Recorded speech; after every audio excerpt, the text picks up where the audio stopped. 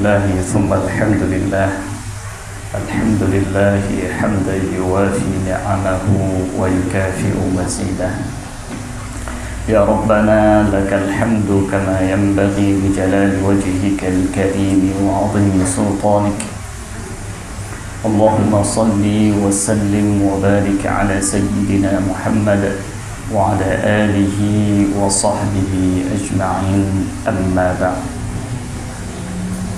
Pertama-tama puji dan syukur mari sama-sama kita sampaikan kehadirat Allah Subhanahu wa taala yang mana oleh Allah Subhanahu wa taala masih memberikan kepada kita sehat badan, sehat pikiran, sehingga kita masih diberikan kesempatan untuk berhadir pada tempat yang sangat mulia ini.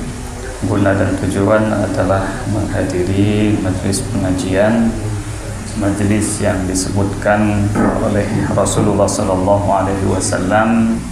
akan didatangi oleh para malaikat dan akan turun dalam majelis tersebut sakinah, yaitu ketenangan diri. Kemudian daripada itu salawat dan salam tidak lupa senantiasa kita kirimkan kepada baginda Nabi besar Muhammad sallallahu alaihi wasallam yang mana oleh Rasulullah dalam membawa manusia daripada alam jahiliyah kepada alam Islamiyah, daripada alam kebodohan kepada alam yang penuh dengan ilmu pengetahuan sebagaimana yang kita rasakan saat ini.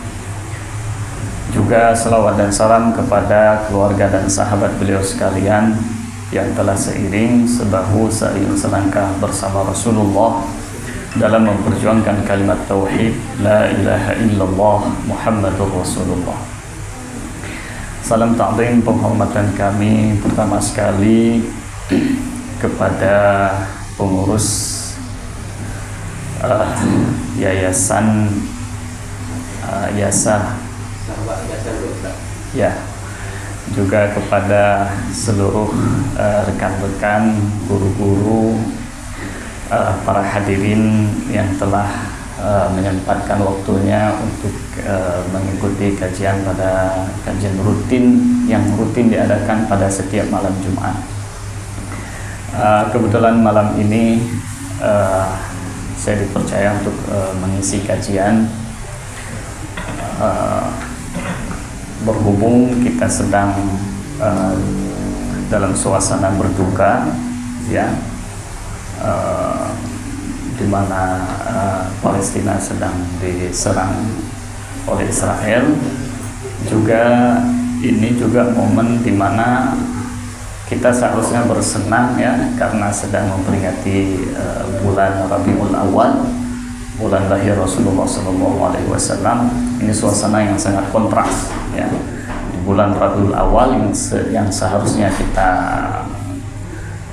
peringati dengan gegap gempita dan penuh kebahagiaan, justru kita di sini harus bersedih, ya. Maka saya teringat untuk mengangkat tema untuk menghubungkan dua peristiwa besar ini, yaitu Yahudi dan kisah pengkhianatan mereka terhadap Rasulullah ketika Rasulullah berada di Madinah. Hadirin yang dirahmati oleh Allah Subhanahu wa taala, Yahudi dalam sejarah itu bisa dibaca di mana saja. Sepakat para pakar sejarah untuk mengatakan bahwasanya Yahudi adalah satu-satunya bangsa atau satu-satunya kaum yang mereka itu selalu hidup di bawah jajahan orang lain, selalu hidup di bawah kepemimpinan kekuatan yang bukan dari bangsa Yahudi. Ya, mereka itu pernah diusir dari Mesir oleh Fir'aun, ya. Kemudian di abad modern mereka diusir dari Eropa.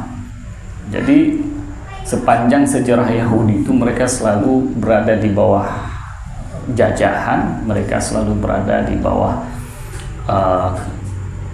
tangan besi penguasa yang mereka itu bukan berasal dari Yahudi. Ya. Ini bukan tidak ada sebab. Ini justru disebabkan oleh tabiat orang Yahudi itu sendiri. Ya.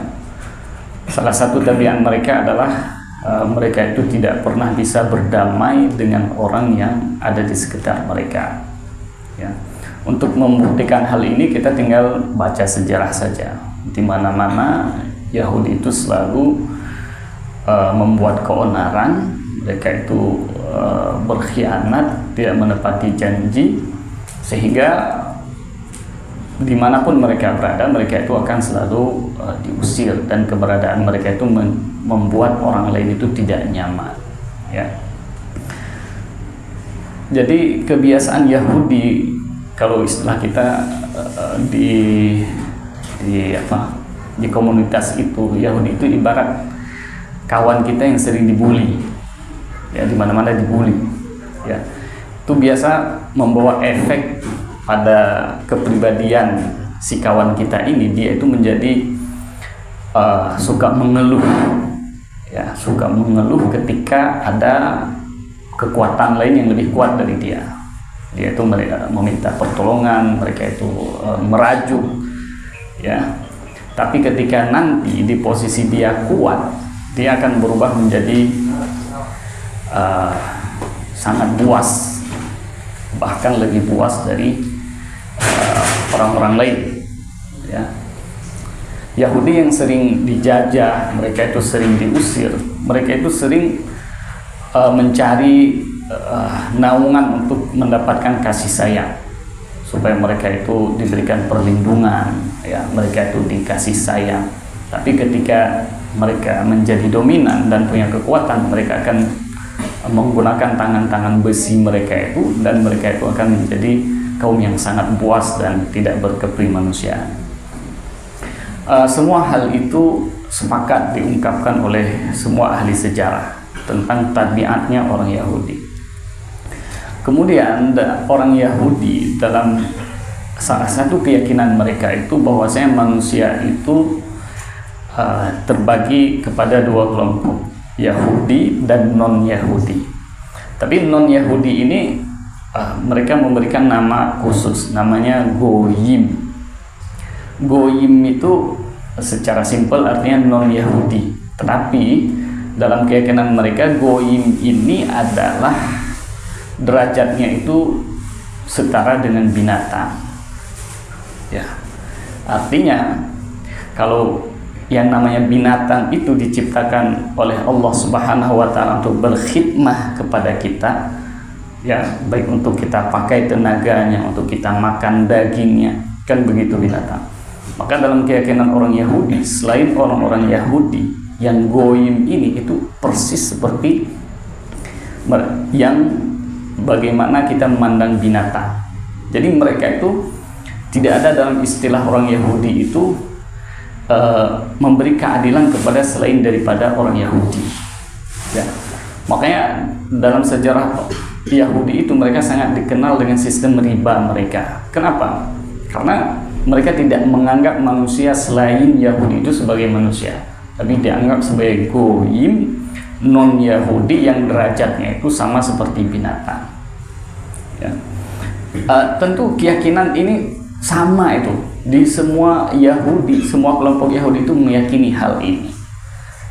Jadi kalau misalnya kita menemukan ada nanti satu kelompok Yahudi, mereka mengatakan kami ini Yahudi tengah, ini kami Yahudi garis kiri, begitu, enggak. Mereka itu tetap Yahudi, ibaratnya uang koin yang punya sisi yang berbeda, tapi dia itu uang yang sama, itu satu koin, dia itu hanya punya dua sisi yang berbeda. Ya. Berbicara tentang Yahudi dan Rasulullah, ketika menjelang Rasulullah diutus, artinya masa-masa menjelang zamanul mab'ats, yaitu ketika Rasulullah ingin diberikan wahyu oleh Allah Subhanahu wa Ta'ala.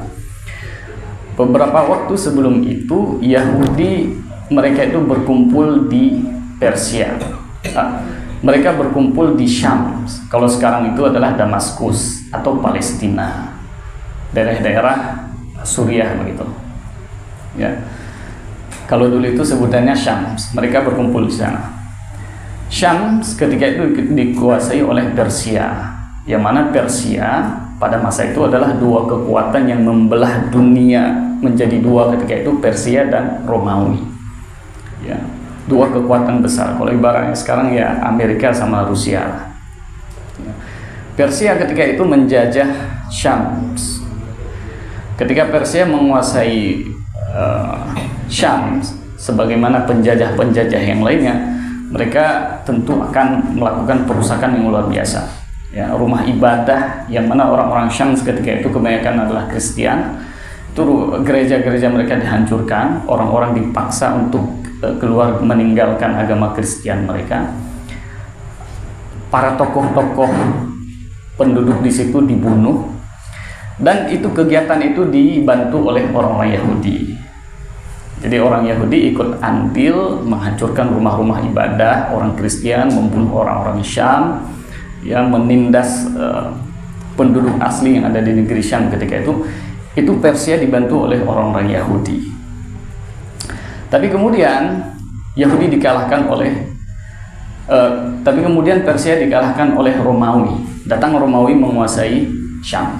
Nah, ketika Romawi datang menguasai Syam, orang Yahudi sebelum kedatangan Romawi, mereka lebih dahulu datang menjumpai orang-orang Romawi.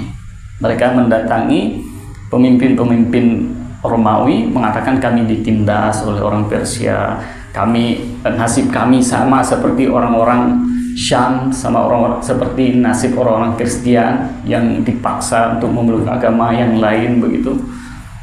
Artinya sebelum Raja Roma sampai ke Syam, mereka sudah terlebih dahulu datang mengadukan tentang nasib mereka. Perlu kita ketahui Yahudi itu mereka sangat lihai dalam bermain lisan, bermain lidah mereka itu luar biasa orang Yahudi. Jadi sebelum orang Roma ini betul-betul datang ke Syam, sampai akhirnya Yahudi berhasil membuat perjanjian dengan orang Roma supaya perjanjian mereka bisa juga tinggal di Syam. Artinya ketika Romawi nanti datang, bagaimana mereka tetap bisa eksis dan tinggal di negeri Syam. Sampai ketika Raja Roma kemudian datang ke Syam, ternyata ketika sampai mereka ke sana melihat pengaduan dari penduduk di sana, melihat rumah-rumah ibadah orang-orang Kristen itu dihancurkan, ya kan?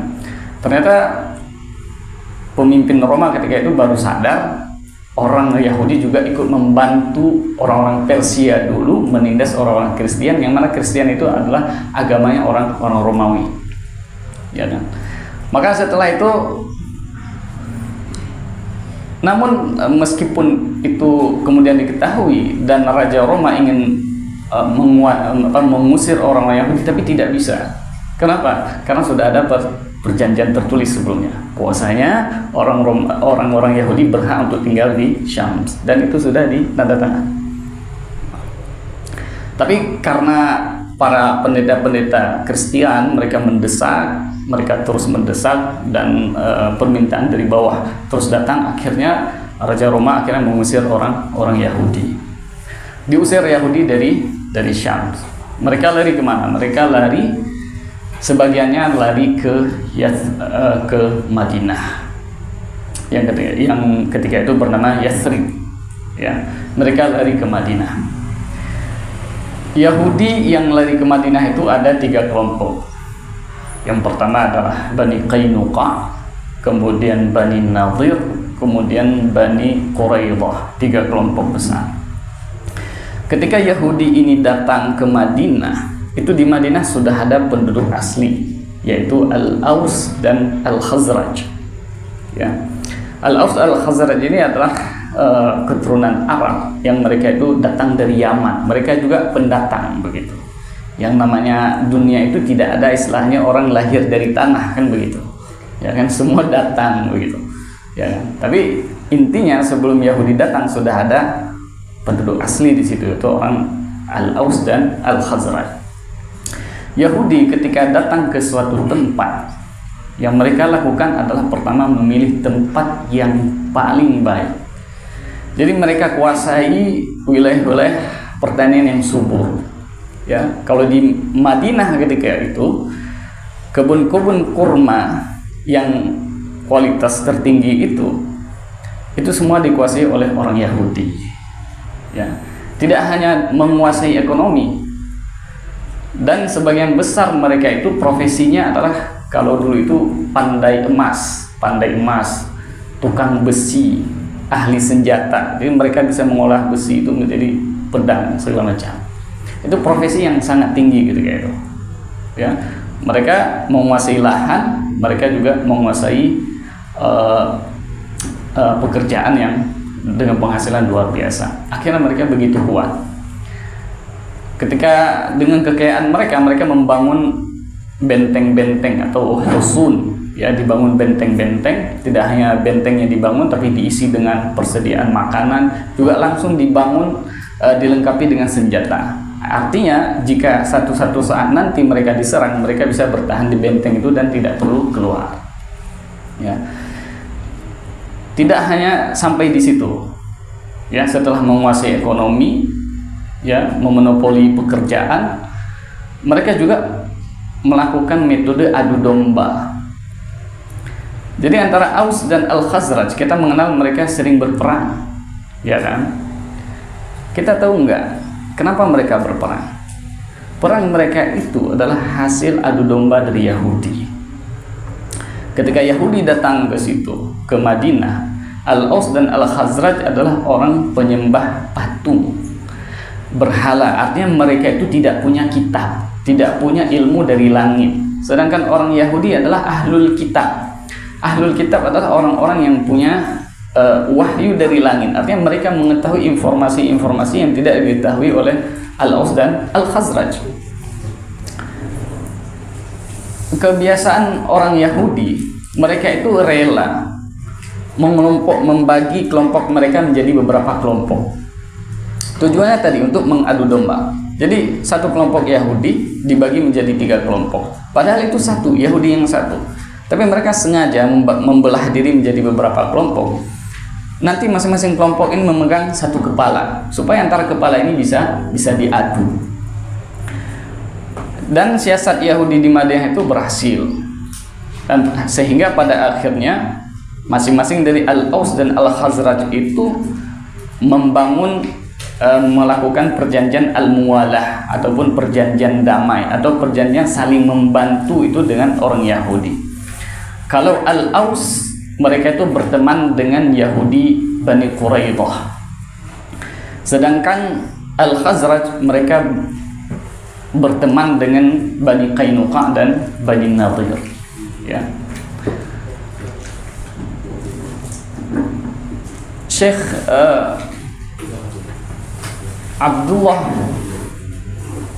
Muhammad bin Abdul Wahhab, Syekh Muhammad bin Abdul Wahhab, dalam kitab beliau Mukhtasar Siratu Rasulillah sallallahu alaihi wasallam, beliau mengatakan perang antara Aus dan Al-Khazraj itu berlangsung selama 120 tahun.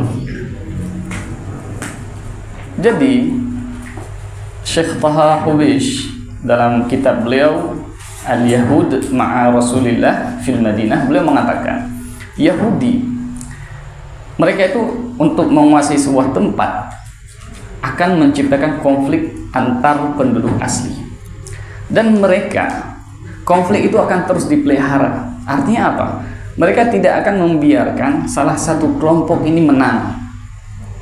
Artinya apa? Dibiarkan saja perang-perang begitu, sehingga mereka yang berperang ini tidak sempat lagi berpikir tentang ekonomi, tidak sempat berpikir lagi tentang membangun budaya, membangun negara begitu. Jadi dibiarkan perang-perang begitu.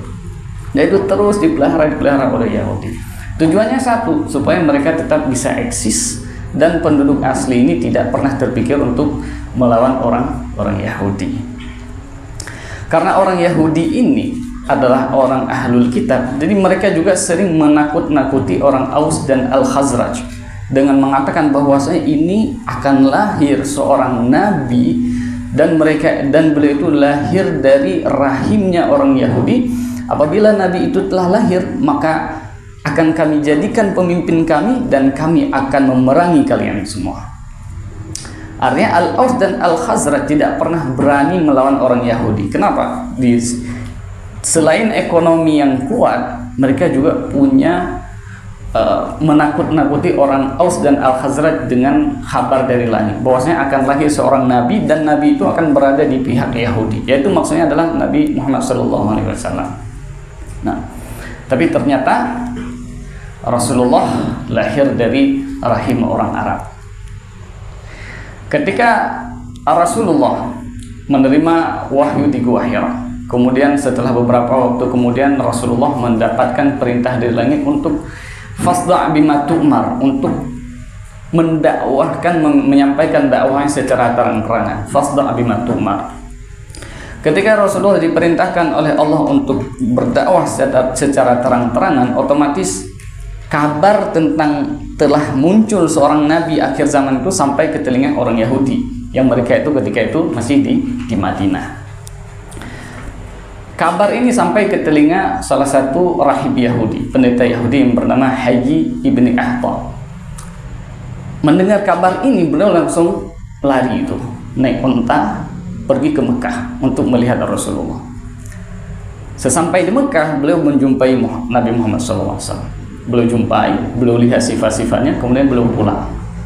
Sampai di rumah, orang rumah tanya, betul nggak itu Nabi yang disebutkan dalam kitab? Haji mengatakan betul, itulah Nabi yang kita tunggu-tunggu. Tapi faminal an, dari sekarang kita perangi dia. Kenapa? Karena tidak lahir dari rahim Yahudi.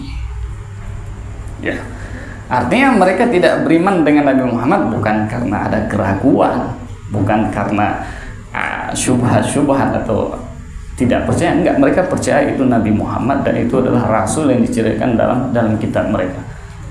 Tapi tidak mau beriman. Kenapa? Karena bukan Yahudi. Nah, akhirnya jadi sejak saat itulah orang Yahudi itu menyimpan kebencian kepada orang Arab sampai hari ini dan ila yaumil qiyamah. Wala tajidanna asyaddan nasi adawatan lil ladzina amanul yahud. Dan kamu wahai Muhammad akan mendapati orang yang paling keras terhadap orang-orang beriman adalah Yahudi. Itu kata Al-Quran. Wala tajidanna asyaddan nasi adawatan lil ladzina amanul yahud. Orang Yahud number one, paling depan dalam hal melawan orang Islam. Nah, sejak saat itu, sejak mereka kenal dengan Nabi Muhammad, maka sejak saat itulah mereka mengumumkan kita akan memerangi Nabi Muhammad SAW. Nah, kemudian saya mengatakan tadi bahwasanya orang Aus dan Al-Khazraj itu sering ditakut-takuti oleh orang Yahudi, ya kan? Tetapi gara-gara karena sering ditakuti oleh orang Yahudi, maka mereka jadi penasaran, ya kan? Penasaran dengan Nabi yang katanya akan lahir. Sehingga pada tahun ke-11 Hijriah, Rasulullah ketika itu masih di Mekah. Beliau setiap musim haji, beliau mendatangi itu orang-orang yang datang dari luar Mekah. Haji ketika itu, jadi ibadah haji itu memang sudah ada sebelum Islam gitu. Artinya ada adat di Arab itu untuk mendatangi Ka'bah. Ka'bah itu memang sesuatu tempat yang suci, bukan hanya ketika Islam itu datang, tapi sebelum-sebelumnya itu sudah dianggap tempat yang suci. Jadi ketika musim haji datang orang-orang dari luar Mekah. Ketika itu salah satunya adalah orang Khazraj. Rasulullah datang menghadap orang Khazraj. Wahai orang Khazraj, bolehkah saya mengambil waktu kalian untuk menyampaikan beberapa pesan? Orang Khazraj mengatakan, iya silahkan. Rasulullah mengatakan, saya Rasulullah, saya diperintahkan untuk menyampaikan bahwasanya tidak Tuhan selain Allah dan bahwasanya saya adalah Rasulullah. Berimanlah kalian, maka kalian akan masuk surga dan akan dijauhi dari neraka. Orang Khazraj karena sering ditakut-takuti oleh orang Yahudi, mereka, wah ini Nabi yang disebutkan oleh orang Yahudi. Karena disebutkan oleh orang-orang Yahudi sifat-sifat Nabi. Ini Nabi yang kita tunggu-tunggu. Akhirnya terpikir oleh orang Khazraj, kenapa tidak duluan kita beriman dengan Nabi yang ini sebelum Nabi ini ketemu sama orang Yahudi, ya kan? Akhirnya orang Khazraj ini beriman dengan Nabi Shallallahu Alaihi Wasallam. Sampai nanti ada baiat pertama, baiat kedua, singkat cerita sampai Rasulullah akhirnya berhijrah ke Madinah. Di awal Rasulullah hijrah ke Madinah, salah satu yang dilakukan oleh Rasulullah selain mempersaudarakan antara Muhajirin dengan Ansar, selain membangun masjid, adalah Rasulullah menuliskan Piagam Madinah. Kalau istilah sekarang itu ya undang-undang lah, ya, karena namanya sebuah negara, ya. Jadi dituliskanlah Piagam Madinah. Artinya piagam ini adalah pegangan yang akan mengikat, artinya yang akan mengatur cara hidup antara kelompok-kelompok yang hidup di Madinah ketika itu, ya. Karena di situ ada Muhajirin, itu orang-orang Mekah yang pindah ke Madinah, ada Al-Aus, kemudian ada Al-Khazraj, dan ada orang Yahudi, 3 kelompok, ya, Quraidah, Qainuqa, dan Bani Nadir. Ada banyak itu, ada banyak poin-poin yang dituliskan oleh Rasulullah. Tapi yang perlu saya sampaikan di sini adalah 2 hal. Yang pertama, Rasulullah menuliskan lil Yahudi dinuhum. Rasulullah, salah satu poin daripada Piagam Madinah adalah kebebasan untuk beragama, ya. Jadi berbicara tentang kebebasan beragama itu sudah, Islam itu sudah lebih dulu itu menuliskan hal itu 1400 tahun yang lalu, sebelum ada PBB, ya, sebelum ada lahir organisasi hak asasi manusia itu. Rasulullah sudah menuliskan itu. Lil Yahudi dinuhum, orang Yahudi yang tinggal di Mekah, mereka berhak menjalankan agama mereka. Walil muslimina dinuhum, dan orang Islam berhak menjalankan agama mereka sesuai dengan ajaran masing-masing. Artinya apa? Jangan ada gangguan begitu. Itu poin yang pertama. Poin selanjutnya adalah, karena ini yang namanya negara itu pasti nanti akan ada serangan dari luar, ya kan. Kita butuh yang namanya tameng ataupun kekuatan untuk sama-sama menjaga negara. Makanya ada salah satu butir Piagam Madinah itu adalah wa anna bainahumun nasra, bahwasanya semua orang yang tinggal di Madinah ini berkewajiban untuk saling membantu apabila ala man hajama ahli hadhil wathiqah, apabila ada serangan dari luar yang menyerang salah satu saja kelompok daripada kelompok-kelompok yang menandatangani piagam ini. Artinya apabila umat orang Yahudi diserang oleh musuhnya dari luar Madinah, umat muslim berkewajiban membantu orang Yahudi, dan kebalikannya, orang Yahudi berkewajiban membantu umat Islam ketika umat Islam diserang dari luar Madinah. Tapi faktanya, ketika perang Badar, apakah Yahudi ikut turun? Tidak. Ketika perang Badar, yang jumlah pasukan umat Islam ketika itu 313 orang, tidak satupun Yahudi turun tangan ketika itu. Padahal itu serangan ke Madinah, serangan yang ditujukan kepada umat Islam. Piagam Madinah jelas tertulis di situ bahwasanya wa anna bainahumun nasr, bahwasanya apabila ada di antara kita yang diserang, maka bagi pihak yang lain itu berhak untuk membantu, tapi Yahudi tidak turun tangan. Kemudian tadi kita mengatakan bahwasanya tidak boleh ada ikut campur tentang agama orang lain. Tapi kita lihat apa yang dilakukan Yahudi. Yahudi sering mendatangi Rasulullah di depan sahabatnya seperti ini. Dia datang, muncul di sana. Setelah Rasulullah menyampaikan ajaran Islam, dia tunjuk tangan. Dia menyampaikan pertanyaan-pertanyaan dengan harapan Rasulullah tidak bisa menjawab atau Rasulullah terjebak dengan pertanyaan mereka. Kalau bahasa Arabnya al-ihraj, menjadikan Rasulullah itu terpojok begitu. Misalkan pernah satu hari Rasulullah sedang duduk bersama para sahabat, Yahudi datang. Dia menanyakan satu pertanyaan dengan harapan Rasulullah memberi jawaban sesuai dengan hawa nafsu beliau. Karena pertanyaan ini tidak ada jawabannya. Yahudi sengaja bertanya, mereka tahu di dalam kitab mereka ini pertanyaan ini nggak ada jawabannya. Tapi mereka melontarkan kepada Rasulullah, berharap Rasulullah menjawab dan menjawab dengan hasil jawaban beliau buat-buat sendiri. Dan apabila itu terjadi, itu akan meruntuhkan syariat Islam seutuhnya begitu. Datang Yahudi ditanya, ya Rasulullah, katanya, saya ingin bertanya, apa itu ruh? Meruh. Bisa nggak? Karena itu ruh itu satu kosakata yang orang-orang Arab ketika itu tahu itu tentang ar-ruh, tapi nggak tahu tafsirannya itu apa. Ya. Rasulullah menjawab, Rasul tidak menjawab. Ya. Dan salah seorang sahabat melihat Rasulullah, beliau tahu bahwasanya wahyu ketika itu sedang turun kepada Rasulullah. Apa turun wahyu? Setelah wahyu itu datang kepada Rasulullah, Rasulullah menjawab, Qulir ruhu min amri rabbi wa ma utitu minal ilmi illa qalila. Rasulullah mengatakan, kalian bertanya yas'alunaka 'anir ruh, kalian bertanya tentang ruh, katakanlah ruh itu hanya Allah yang tahu. Jawabannya tepat.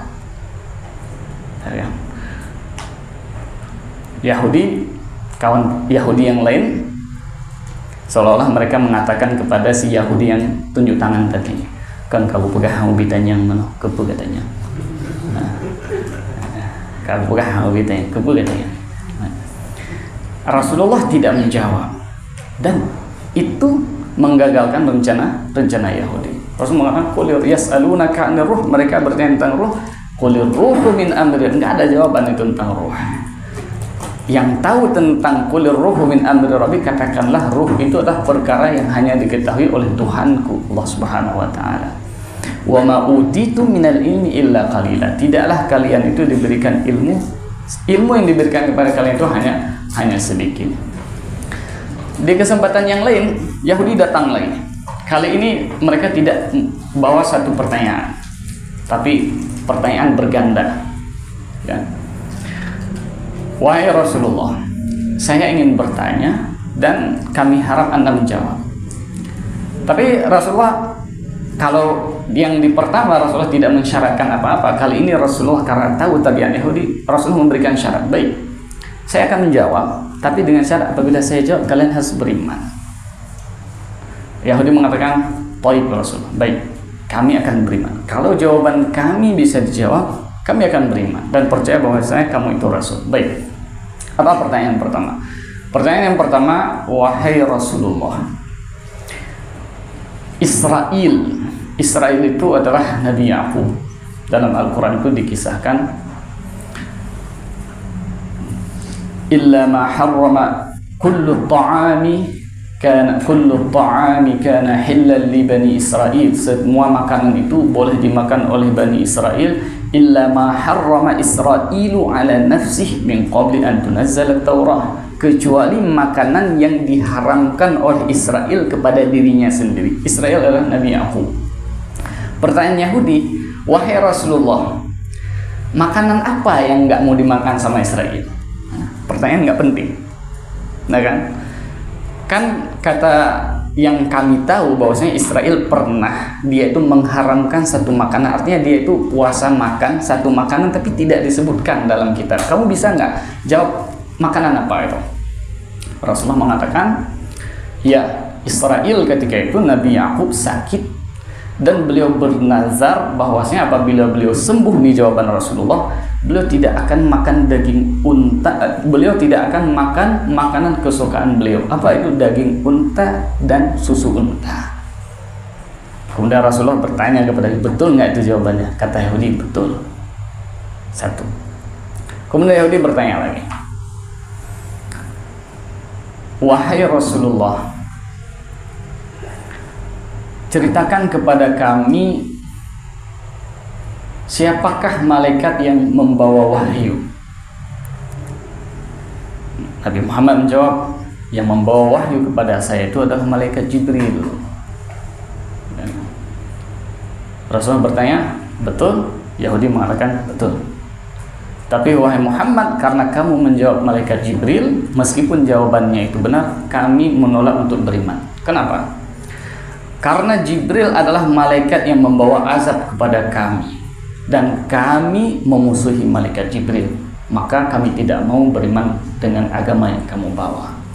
Jadi orang Yahudi bukan hanya benci dengan manusia, dengan malaikat pun jadi musuh. Ya, jadi musuh dengan malaikat Jibril. Ya. Qul man kana, lantas turun wahyu, qul, katakanlah wahai Muhammad, qul man kana aduwwan lillahi wa malaikatihi wa rusulihi wa jibril wa mikala fa innallaha aduwwul lil kafirin. Wahai Muhammad, katakanlah bagi mereka yang memusuhi Allah, mereka yang memusuhi malaikatnya, yang memusuhi rasul-rasulnya, yang memusuhi malaikat Jibril, yang memusuhi malaikat Mikail, katakanlah fa innallaha aduwwul lil kafirin. Kalian tidak memusuhi Jibril pada sejatinya, tapi kamu memusuhi Allah dan Allah memusuhi kalian. Nah, ini jelas-jelas hadirin yang dirahmati oleh Allah, ini pertanyaan-pertanyaan Yahudi ini mencoreng perjanjian damai tadi itu, bahwasanya tidak boleh saling mencampuri urusan agama. Rasulullah tidak pernah datang ke majelis orang Yahudi kemudian menanyakan soal, tidak pernah. Sangat menjaga yang namanya piagam Madinah tersebut. Nah, kemudian itu adalah hal-hal yang dilakukan oleh Yahudi secara umum, dan itu banyak sekali. Artinya kalau kita kumpulkan itu bisa, bilangannya itu bisa jumlah yang sangat besar, bukan 1, 2, 11, 12, enggak, bisa puluhan, bisa ratusan. Nah, tapi kemudian coba kita lebih spesifik lagi, ya. Kalau tadi itu pengkhianatan secara umum dilakukan oleh Yahudi. Sekarang kita bahas satu persatu 3 suku orang Yahudi yang tinggal di Medan. Yang pertama adalah Bani Qainuqa. Bani Qainuqa perlu diketahui, di antara 3 suku Yahudi, orang yang paling dekat dengan orang Islam, artinya tinggal di permukiman orang Islam, itu adalah Banu Qainuqa. Artinya mereka tinggal di distrik di mana orang-orang Islam tinggal, di mana kaum Ansar dan Muhajirin tinggal. Artinya mereka itu hubungan mereka sangat erat dan dekat dengan Aus dan Khazraj dan juga Muhajirin. Banu Qainuqa, salah satu kesalahan mereka adalah yang bertentangan dengan piagam Madinah. Yang pertama yang saya katakan tadi, bahwasanya mereka tidak ikut andil dalam perang Badar, padahal itu satu kewajiban bagi mereka. Dan itu juga kesalahan bagi Yahudi-Yahudi yang lain. Ternyata tidak hanya di situ. Ahli sejarah menyebutkan ternyata perang Badar itu ada campur tangannya Yahudi di situ. Pernah nggak kita bertanya kenapa perang Badar itu tidak terjadi di Madinah? Ya kan? Kita bisa saja menjawab supaya orang Yahudi tidak berkewajiban untuk membantu orang Islam.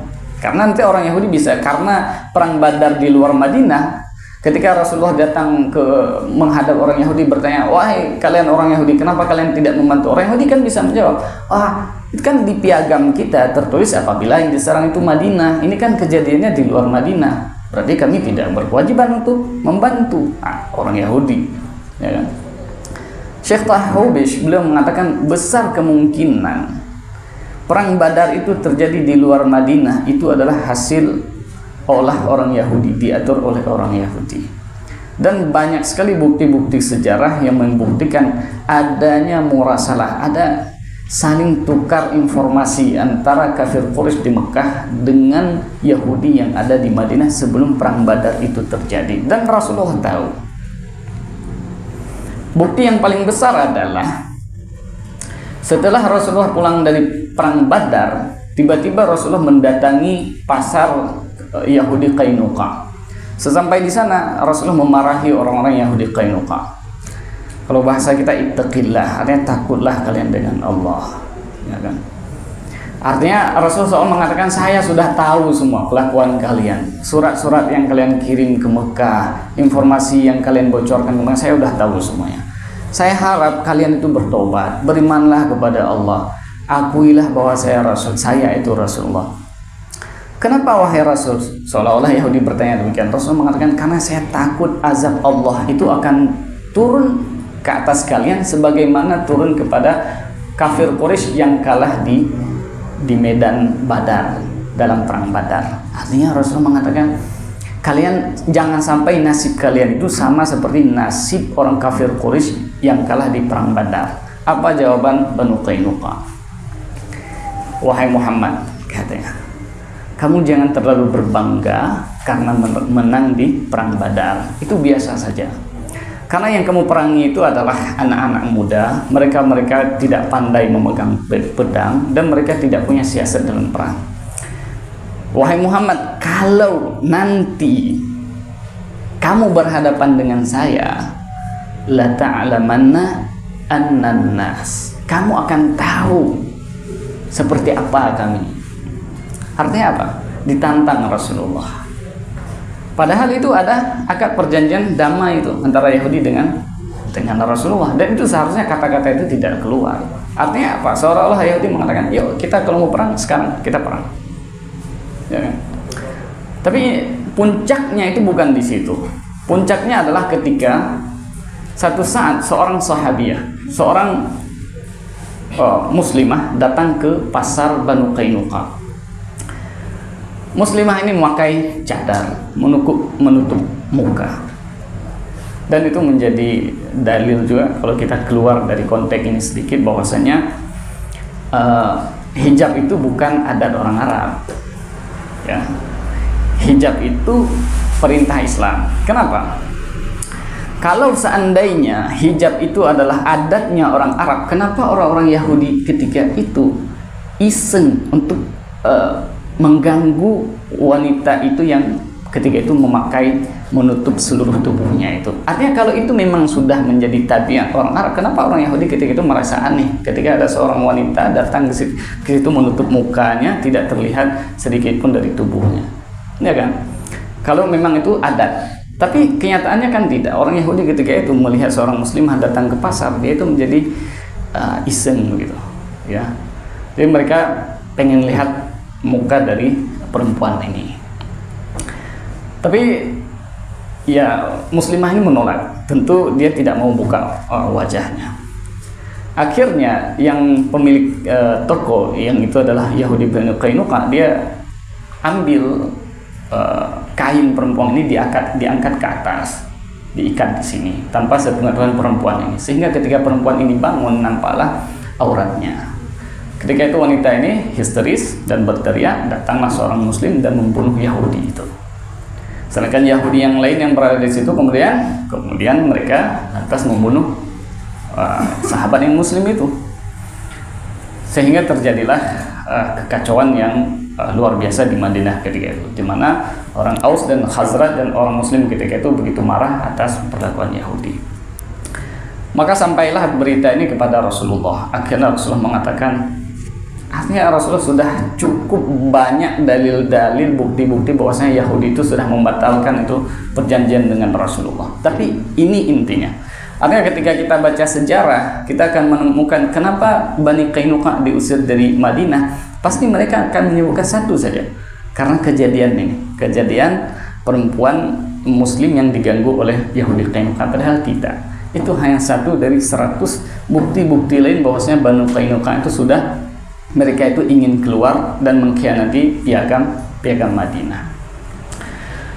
Akhirnya Rasulullah SAW, nah Rasulullah, bedanya Rasulullah dengan orang Yahudi, ketika beliau berniat membatalkan perdamaian, beliau utus seorang sahabat ke orang Yahudi mengatakan bahwasanya Rasulullah telah membatalkan perjanjian damai.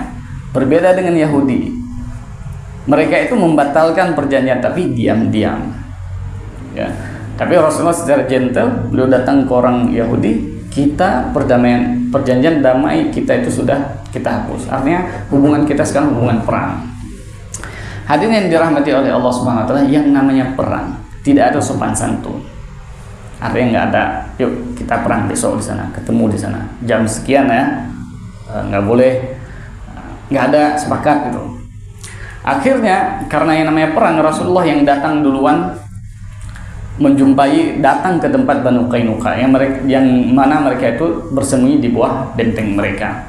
Setelah dikepung beberapa hari, pada akhirnya mereka menyerah dan mau keluar dari benteng mereka dengan persyaratan yang diberikan oleh Rasulullah. Rasulullah ketika itu ingin membunuh semua orang-orang Yahudi yang ada di benteng Banu Qainuqa. Akan tetapi kita sering mendengar yang namanya Abdullah bin Ubay bin Salul, ya, Ra'sul Munafiqin, ya, ketuanya orang munafik, Abdullah bin Ubay bin Salul. Semua orang tahu bahwasanya Abdullah bin Ubay bin Salul, kenapa Abdullah bin Ubay bin Salul begitu marah dengan Rasulullah? Itu kembali kepada di mana Abdullah bin Ubay bin Salul sebelum kedatangan Rasulullah, dia itu hampir-hampir menjadi istilah kita presidennya Madinah lah, ketua kaumnya Madinah. Tapi ketika datang Rasulullah, dia itu menjadi redup, popularitasnya hilang, sehingga dia itu memilih untuk memusuhi Rasulullah SAW dan berkawan dengan orang Yahudi. Abdullah bin Ubay bin Salul secara status dia itu orang Islam. Walaupun Rasulullah tahu dia ini adalah orang munafik, tapi Rasulullah tidak bisa menganggapnya sebagai orang kafir karena secara zahir dia itu muslim. Abdullah bin Ubay ketika itu datang menghadap Rasulullah, ya Rasulullah berniat membunuh Yahudi Qainuqa. Tapi Abdullah bin Ubay mengatakan, jangan Rasulullah, ya kan? Saya ada terikat hubungan dengan Banu Qainuqa. Lantas bagaimana? Artinya untuk menjaga hubungan saya, kata Abdullah bin Ubay bin Salul, dengan Yahudi Banu Qainuqa dan menjaga kehormatan saya, maka biarkan mereka keluar dari benteng mereka dan jangan dibunuh. Yang penting mereka jangan lagi tinggal di Madinah. Itu ternyata membuat orang-orang Yahudi Banu Qainuqa begitu senang. Akhirnya mereka turun dari benteng mereka dan pergi ke Syam, sebagian balik lagi ke Syam, sebagian lagi, dan kebanyakan mereka itu mati di dalam perjalanan. Nah, artinya sekarang di Madinah tinggal dua suku Yahudi lagi, yaitu Bani Nadir. Bani Nadir, hadirin dirahmati oleh Allah, pada tahun keempat Hijriah ada seorang sahabat Rasulullah yang bernama Amru bin Umayyah Ad-Damri. Jadi beliau dalam satu perjalanan ketemu dengan dua orang musyrik yang berasal dari Bani Amir bin Sa'sa'ah. Bani Amir bin Sa'sa'ah. Amru bin Umayyah ketika melihat dua orang musyrik ini langsung dibunuh dua orang musyrik ini. Kemudian ketika sampai ke Madinah, dia sampaikan berita tersebut kepada Rasulullah. Kemudian Rasulullah bertanya, siapa yang kamu bunuh? Dua laki-laki dari Bani Amir bin Sa'sa'ah. Rasulullah terkejut.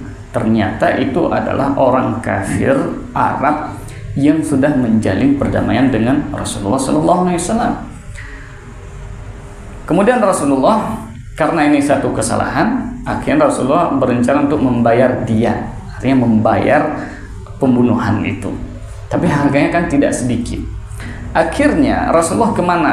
Karena beliau tidak punya uang untuk menebus pembunuhan itu, akhirnya beliau datangi tentu orang yang kaya di Madinah. Siapa? Bani Nadir, orang-orang Yahudi dari Bani Nadir. Karena mereka seperti saya katakan menguasai perkebunan, ya, pekerjaan-pekerjaan yang pendapatannya besar itu dikuasai oleh orang-orang Yahudi. Datang beliau ke suku Bani Nadir.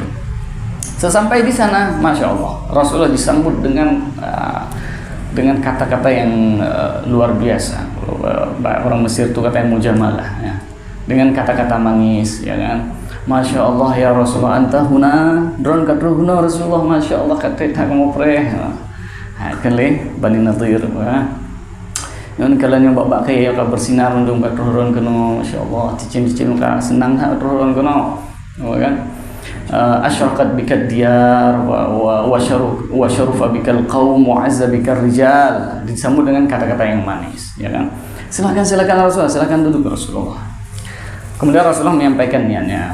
Beliau mengatakan, wahai Bani Nadir, saya berniat meminjam uang untuk membayar diat orang-orang dari Bani Amir bin Sa'sa'ah. Kebetulan Bani Nadir ini adalah Yahudi yang punya hubungan dengan suku dua laki-laki yang dibunuh oleh sahabat Rasulullah tadi. Artinya apa?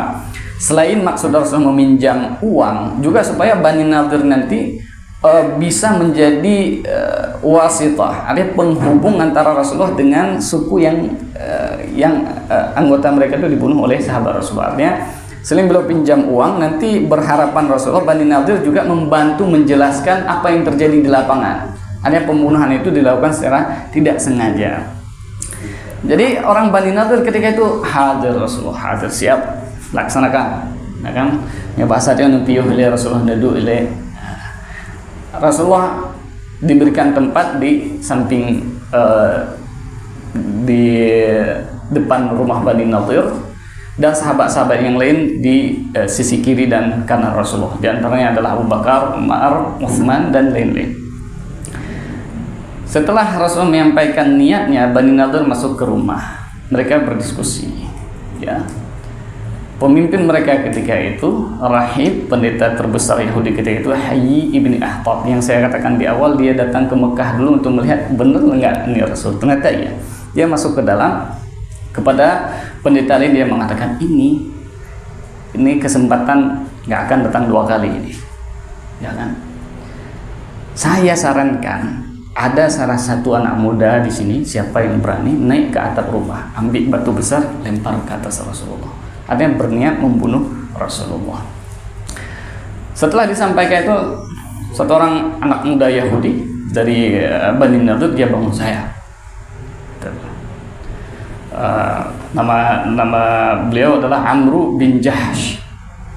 Dia ambil batu itu, dia naik ke atas rumah orang Bani Nadir yang di bawahnya ada Rasulullah. Ketika dia sedang naik membawa batu besar itu, Rasulullah tiba-tiba bangun dan beliau pulang ke Madinah. Tiba-tiba tanpa memberitahukan, mengatakan apapun kepada sahabatnya. Beliau bangun langsung pulang. Ya. Ketika Amr bin Jahsh naik ke atas, ternyata Rasulullah sudah tidak ada. Ya kan? Sahabat pun aneh, ini kenapa Rasulullah enggak? Beliau langsung pulang. Ya kan? Ini nggak biasa-biasanya. Akhirnya mereka ditunggu, ternyata Rasulullah tidak pulang, tidak kembali. Akhirnya para sahabat kembali ke Madinah. Di sana mereka berjumpa dengan Rasulullah. Abu Bakar bertanya, wahai Rasulullah, kenapa engkau tadi tiba-tiba bangun dan pulang? Rasulullah mengatakan, ana ukhbirtu, saya diberitahukan oleh Allah Subhanahu wa taala bahwasanya Yahudi ingin mengkhianatiku.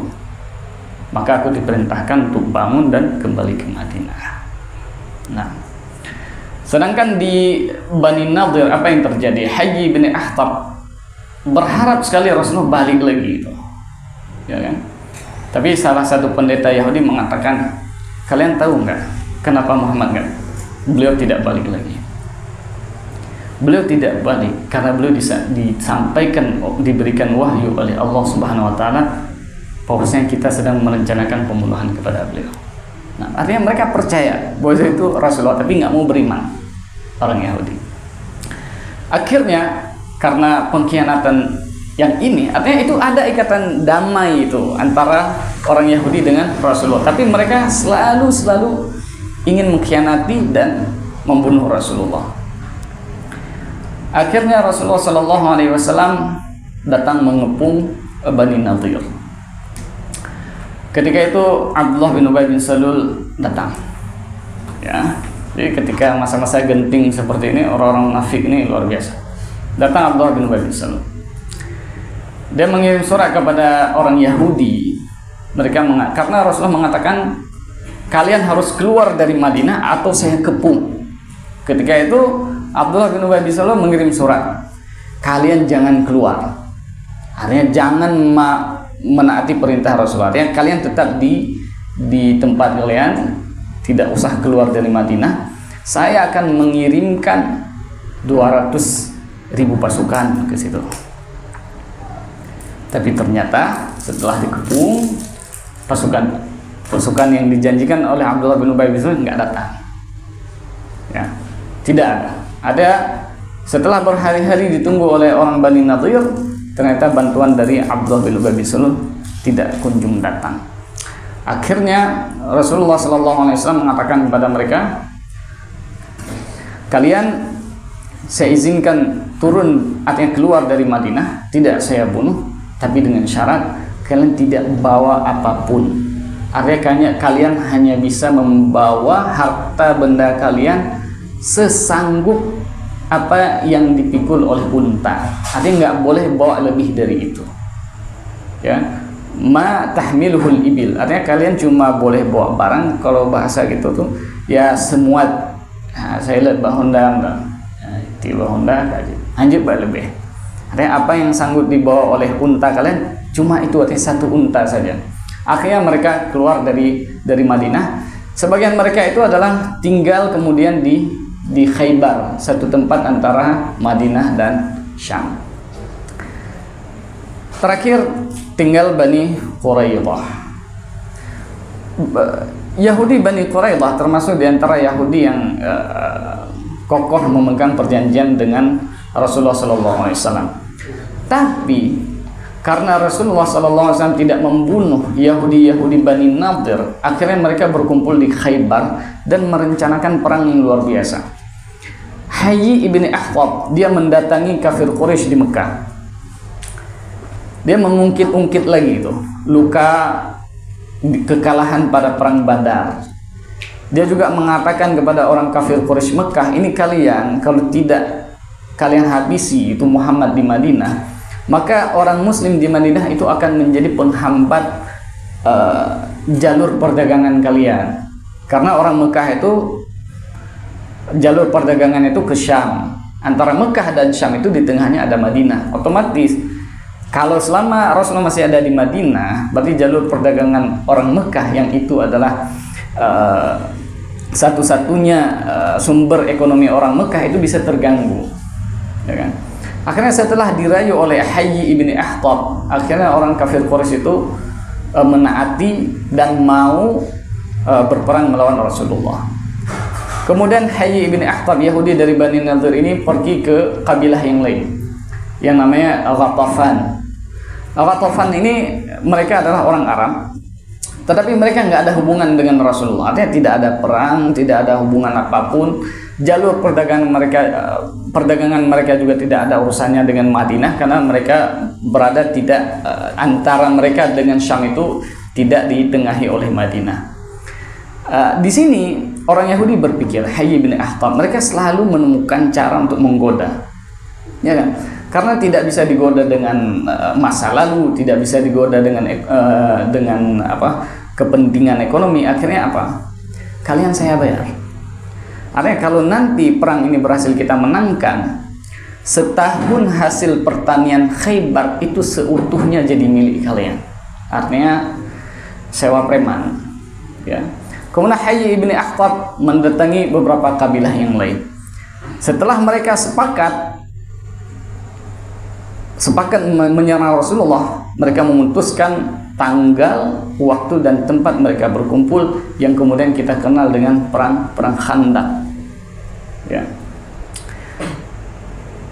Kabar bahwasanya banyak sekali koalisi musuh-musuh Rasulullah ingin menyerang Madinah. Akhirnya Rasulullah bermusyawarah dengan para sahabat, ini bagaimana kita hadapi musuh ini.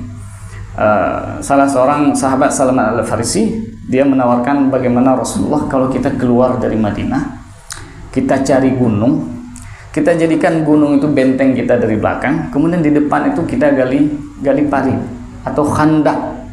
Nah, kita buat galian sehingga musuh itu tidak mudah masuk untuk menyerang. Itu usulan dari Salman al-Farisi. Salman itu diterima oleh Rasulullah SAW.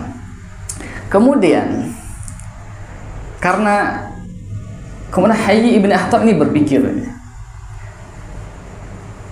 tidak cukup saja dengan musuh dari luar. Artinya untuk mengalahkan orang-orang di Madinah kita butuh kekuatan yang memporak-porandakan Rasulullah itu dari dalam.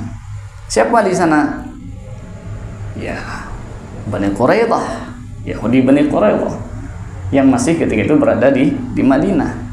Artinya susah, artinya kita mudah menghadapi musuh yang jelas mereka itu berada di hadapan kita. Tapi bagaimana dengan musuh yang ada di sekeliling kita itu sulit, ya kan? Artinya ini Bani Quraidah bisa dimanfaatkan untuk membawa kabar-kabar yang menakutkan begitu, yang membuat orang-orang Madinah itu menjadi ciut membuat orang Madinah itu hilang semangat untuk melawan orang-orang Yahudi. Ya, artinya perang mental gitu. Datang Hayy ibn Akhtab menjumpai Ka'b ibn Asad. Ka'b ibn Asad adalah pemukanya daripada Bani Quraidah. Ketika ditawarkan pengkhianatan kepada Rasulullah SAW, Ka'b ibn Asad mengatakan, "Waihak," katanya, "celakalah kamu wahai Hayy ibn Akhtab. Saya tidak mau mengkhianati Muhammad. Lam ajid minhu illa sidqan wa wafaan." Kenapa saya harus mengkhianati Muhammad padahal Muhammad itu selalu jujur dan menepati janji-janjinya. Ya. Tapi Hayy bin Akhtab terus menggoda dan mengajak Ka'b bin Asad untuk ikut bersama koalisi musuh-musuh kafir Quraisy, kemudian Ghatafan untuk melawan Rasulullah. Dan akhirnya beliau mau.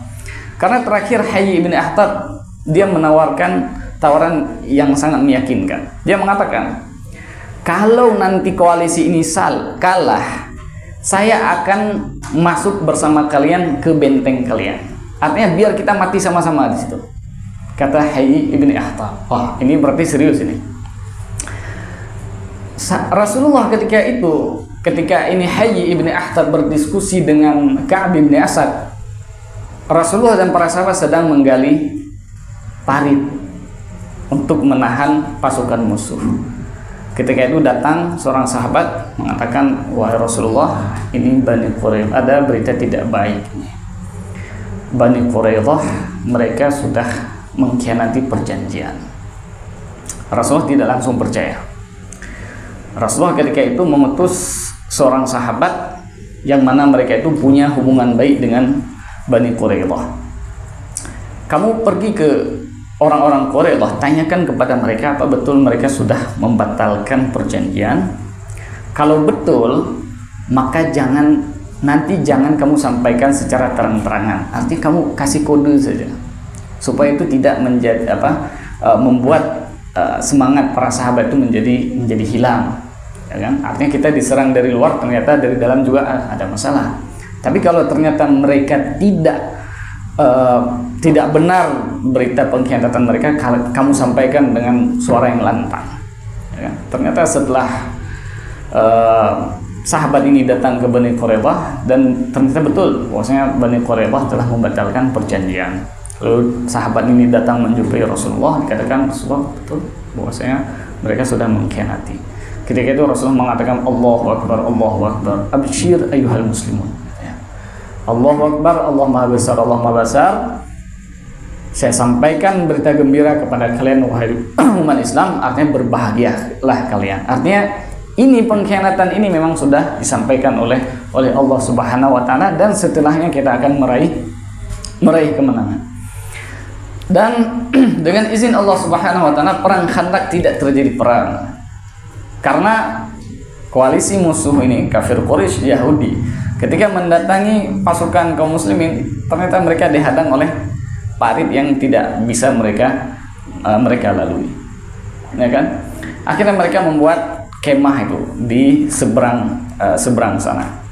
Ketika malam datanglah angin memporak-porandakan mereka, dan akhirnya semua pasukan koalisi ini pulang.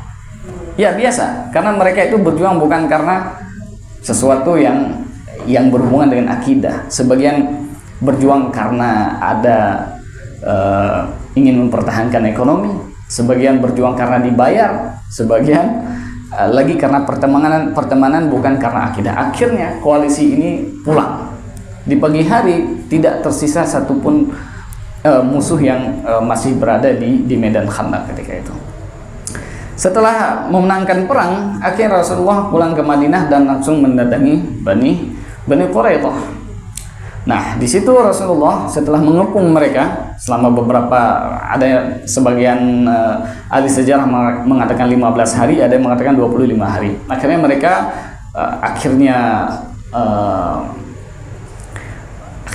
mereka turun dan mereka menyerah kepada Rasulullah, dan mereka siap menerima segala konsekuensi yang diberikan oleh Rasulullah. Tapi Rasulullah ketika itu tidak mengambil kesimpulan sendiri. Beliau meminta pendapat salah seorang sahabat yang sahabat itu punya hubungan erat dengan Bani Quraidah.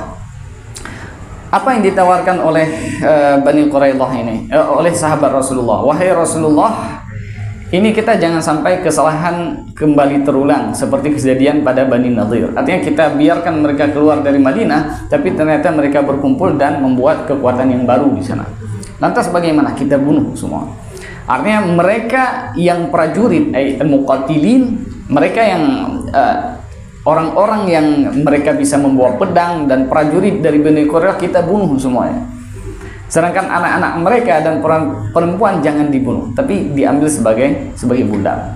Dan mengambil tawanan sebagai budak itu adat ketika itu. Artinya tidak hanya dilakukan oleh orang Islam saja, tapi orang kafir juga melakukan hal yang sama, ya kan? Dengan kekalahan Bani Nadir, maka bersihlah Madinah ketika itu dari Yahudi. Maka di sini kita bisa melihat bahwasanya Yahudi itu ternyata, hadirin dirahmati oleh Allah, Yahudi itu tidak pernah berani mereka itu untuk mengajak orang lain untuk berperang. Tidak pernah dalam sejarah Yahudi itu mereka terang-terangan mengatakan yuk kita perang. Nggak pernah. Tapi mereka tetap pada akhirnya meminta untuk berdamai, walaupun pada faktanya dalam perdamaian mereka itu melakukan aktivitas perang di situ. Sehingga ketika kita menyerang, mereka akan mengatakan, ya ini mengkhianati perjanjian, ya kan? Tapi yang namanya orang Islam tidak pernah itu. Yang namanya mengkhianati perjanjian tidak. Artinya kalau memang ini perjanjian ini harus dihapuskan, maka orang Islam biasanya seperti dilakukan oleh Rasulullah akan diumumkan. Artinya sekarang kita tidak lagi berdamai, sekarang kita perang. Artinya supaya fair, ya kan? Tapi Yahudi tidak pernah melakukan itu. Mereka selalu bersembunyi di balik kata-kata perdamaian, tapi pada hakikatnya mereka sedang berperang melawan kita. Nah, kemudian hubungan sampai bodoh, reposa.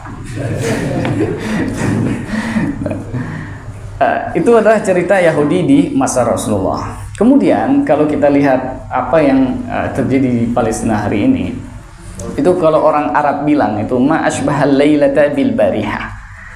Artinya hampir tidak ada beda itu antara apa yang terjadi pada masa Rasulullah dengan apa yang kita saksikan di Palestina hari ini. Itu Yahudi di Palestina, mereka itu adalah orang-orang yang diusir dari Eropa pada abad ke-15 Masehi. Mereka diusir dari sana itu tepatnya ketika di Eropa itu berdiri yang namanya pengadilan Kristen, apa istilahnya itu. Artinya semua orang-orang Yahudi dibantai ketika itu, ya. Palestina yang ketika itu berada di bawah kekuasaan Turki Utsmani, dan Turki Utsmani ketika itu sudah memasuki usia tua, artinya menjelang akhir-akhir keruntuhan Turki Utsmani, ya kan. Mereka ketika datang orang Yahudi dari Eropa itu mereka merasa kasihan. Artinya silakan masuk, ya kan. Tapi dengan syarat kalian jangan mendekat ke Palestina. Syaratnya satu, kalian jangan pernah mendekat ke Palestina. Karena kita tahu bahwasanya mereka itu punya misi bahwasanya mereka itu ingin kembali ke tanah Palestina. Jadi oleh Khalifah Turki Utsmani ketika itu mereka dilarang untuk datang ke Palestina. Tapi yang namanya Yahudi, ya. Yahudi itu mereka mulai dengan permintaan kecil-kecilan, ya kan. Khalifah berikan kami katakanlah setahun sekali datang ke sana, ya kan. Kemudian nanti tahun depan tambah lagi 2 kali, 4 kali, sampai akhirnya mereka itu bebas itu datang ke Palestina.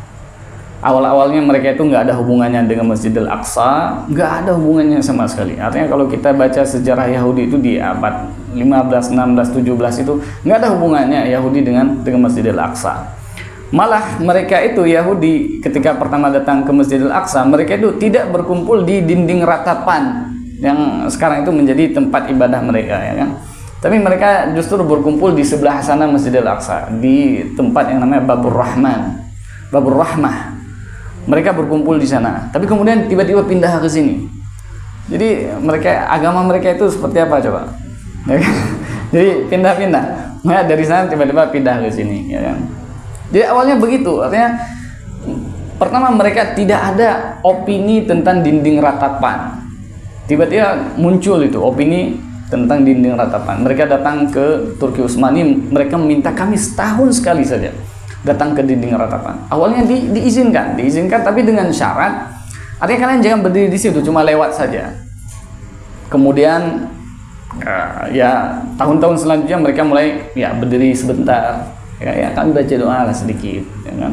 Tapi kemudian seiring waktu mereka tiba-tiba udah bawa kursi ke situ, ya kan? Puncaknya itu ketika Yerusalem itu jatuh ke tangan Israel gitu, ya kan? Ketika perang dengan Arab, akhirnya mereka menguasai dinding ratapan dan membumi hanguskan semua distrik yang ada di depan dinding ratapan itu. Karena sebenarnya di dinding ratapan itu dulunya itu langsung dempet dengan permukiman warga. Itu namanya Harah Al-Magharibah. Di situ dulu ada distrik namanya distriknya orang Maroko. Dia dulu, kalau sekarang kan dinding ratapan depannya itu kosong, ya kan, luas sekali kosong. Itu dulunya itu adalah permukiman warga Palestina, yaitu para mujahidin yang datang dari Maghrib, dari Maroko. Mereka datang ketika Salahuddin Al-Ayyubi membebaskan Masjidil Al-Aqsa. Di situ ada masjid, di situ ada rumah warga di situ. Tapi ketika Israel itu menguasai Yerusalem, menguasai Quds, itu semua dibumi hanguskan. Sampai sekarang itu nampaknya nggak ada kehidupan di situ, ya kan? Padahal itu tanah wakaf itu. Yang di depannya itu adalah tanah wakaf. Artinya tanah yang punya sertifikat resmi. Ya. Jadi tapi kemudian itu kan seolah-olah Yahudi tidak melakukan apapun di situ. Ya kan? Jadi Yahudi itu begitu. Kalau kita mendapati di masa Rasulullah, Yahudi tidak pernah mengumumkan perang. Israel kapan pernah? Artinya mereka duluan ngajak perang. Pernah nggak? Nggak pernah. Dari tahun 1048 mereka berdiri sampai hari ini tidak pernah sekalipun mereka tiba-tiba kita perang, nggak ada, nggak pernah. Artinya mereka bersembunyi di balik perdamaian itu, tapi mereka terus melakukan itu, mencaplok, ya kan, melakukan penistaan di Masjidil Aqsa. Kemudian di Palestina itu ada masjid namanya Masjid Ibrahim. Masjid Ibrahim itu di Hebron atau di Khalil.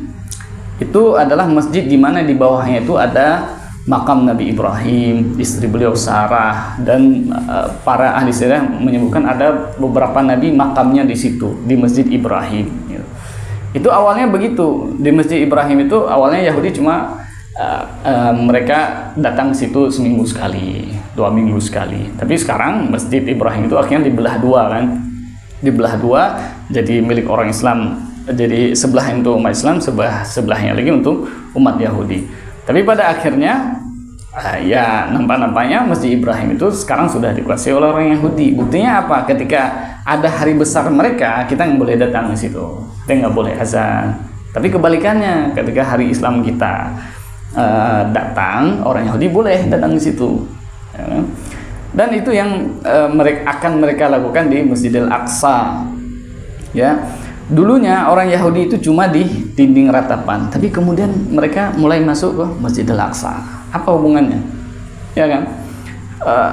Dulu mereka masuk secara ilegal, artinya masuk tanpa ada tanpa ada izin resmi. Tapi kemudian berkat kerjasama antara orang Israel dengan pemerintah Palestina di tepi barat itu, akhirnya mereka mendapatkan izin untuk datang ke Masjidil Aqsa dalam sehari itu 2 kali. Pagi dan sore.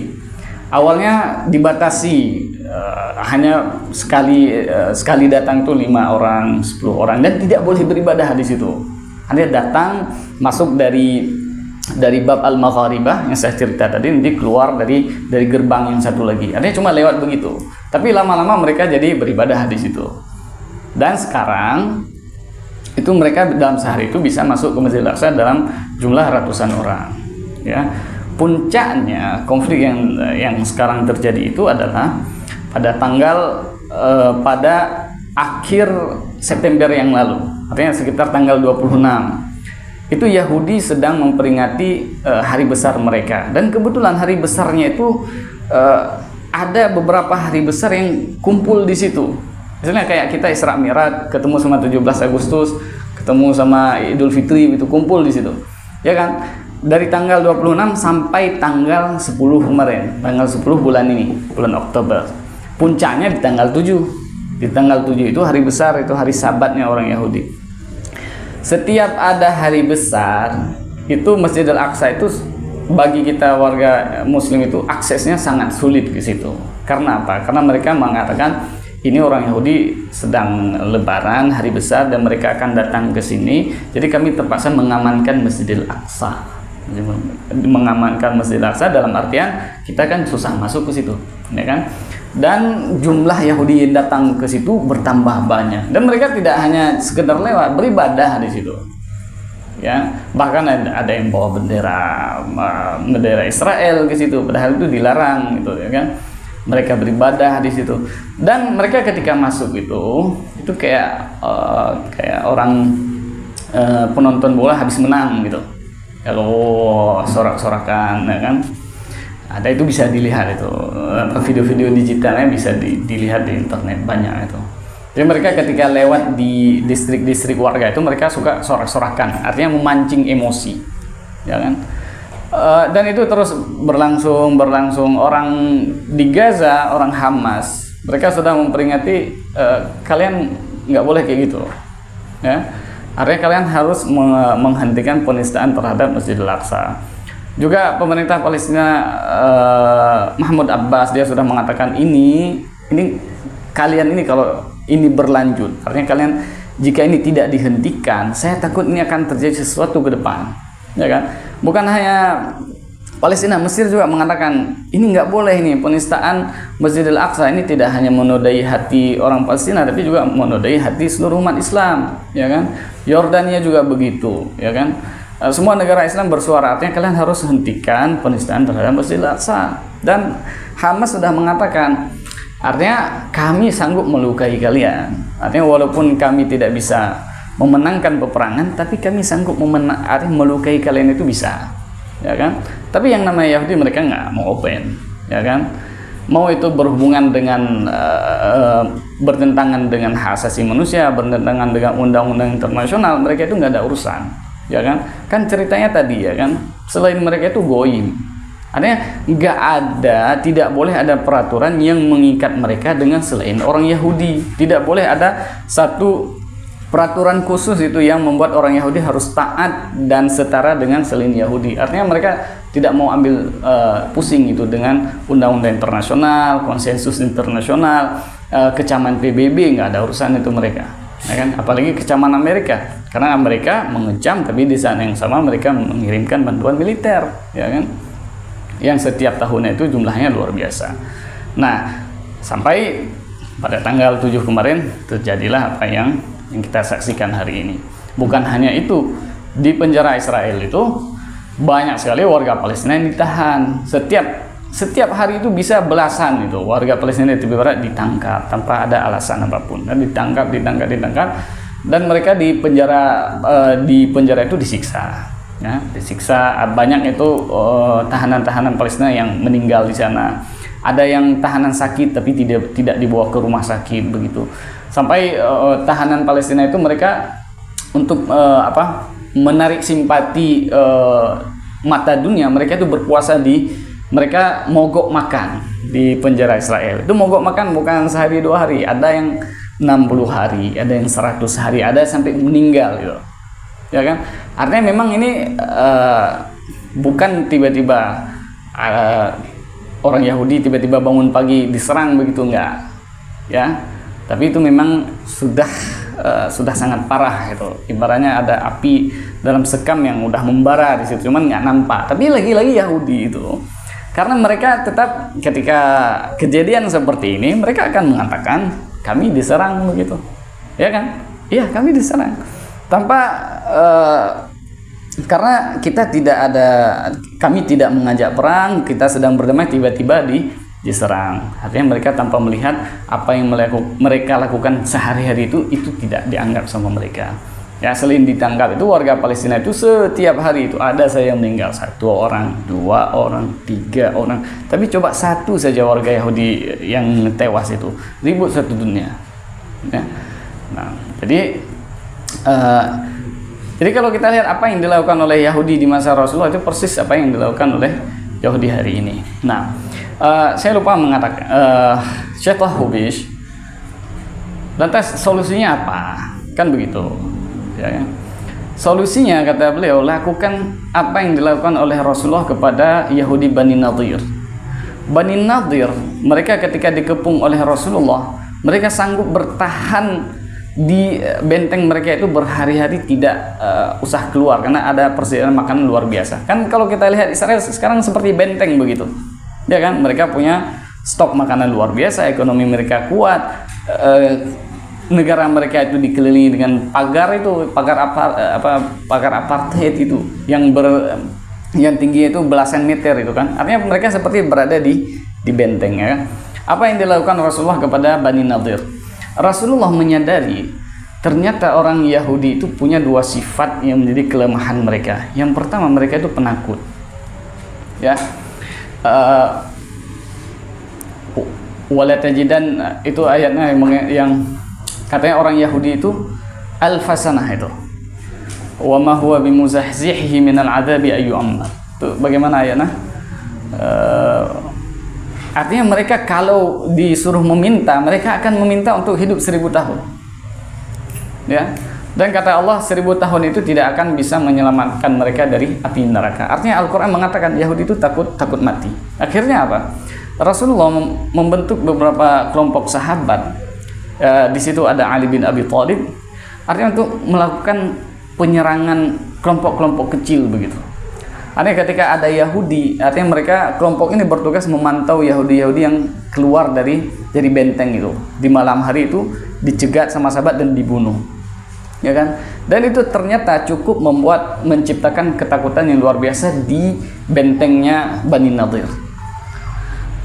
Itu yang dilakukan oleh Rasulullah, artinya memancing ketakutan Yahudi. Kemudian yang kedua, orang Yahudi itu sangat dikenal dengan kecintaan mereka itu kepada harta. Ya, mereka itu makanya mereka dikenal dengan sistem riba mereka. Mereka cinta sekali yang namanya dengan harta. Menyadari hal ini, apa yang dilakukan oleh Rasulullah? Bani Nadir ketika itu mereka punya kebun kurma yang luar biasa subur. Apa yang dilakukan Rasulullah? Rasulullah memerintahkan sahabatnya untuk memotong pohon-pohon kurma milik Bani Nadir. Supaya apa? Mereka itu menjadi tidak nyaman berada di benteng. Toh pertanian mereka dirusak oleh Rasulullah SAW. Nah, maka berkaca dari apa yang dilakukan oleh Rasulullah, nampaknya yang pertama itu sudah dilakukan oleh pejuang-pejuang Hamas ya. Sudah menciptakan ketakutan yang luar biasa di kalangan orang Yahudi. Tinggal tugas kita yang kedua nih, ya, merusak ekonomi mereka. Itu bisa dilakukan dengan memboikot makanan, ya. Itu sangat memberi efek bagi orang Yahudi itu, ya. Dan itu yang dilakukan oleh Rasulullah SAW. Nah, mungkin demikian pemaparan singkat tentang Yahudi dan kisah pengkhianatan mereka kepada Rasulullah SAW. Semoga kita bisa mengambil pelajaran banyak dalam menyikapi dan mengenali apa yang terjadi atau menanggapi ya peristiwa yang sedang ramai dibicarakan hari ini, yaitu perang antara Hamas dan Israel. Mungkin demikian. Ada tanya jawab sana? Ada, baik. Mungkin kita lanjutkan di sesi tanya jawab. Alhamdulillah, pada malam yang berbahagia ini kita telah mendengarkan ceramah singkat tentang Yahudi dan ucap pengkhianatan mereka terhadap Rasulullah. Mungkin di antara abang-abang dan kawan-kawan ada yang ingin menanyakan, silakan.